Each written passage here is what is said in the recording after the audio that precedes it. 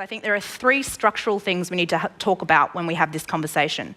The first is the obvious disconnects, the gaps between our educational sector and our employment sector, corporations.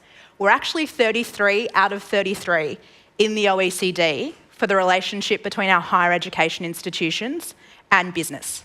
And that speaks to why we're seeing the magnification of the skills mismatch that we're seeing. The second bit is this misalignment of incentives, this challenge that we've got around how do we actually get an intergenerational conversation to stick when everything's structured on electoral cycles and what can get you in at the next election or these short-term goals. The other thing being that as our population base ages, if you're going to be cynical about where the political focus may go, and this is called out a little bit in Grattan's report, Wealth of Generations last year, you'll watch a continual pandering to the vote base, and there's concern around how do we make sure that that prosperity conversation is still happening in light of that.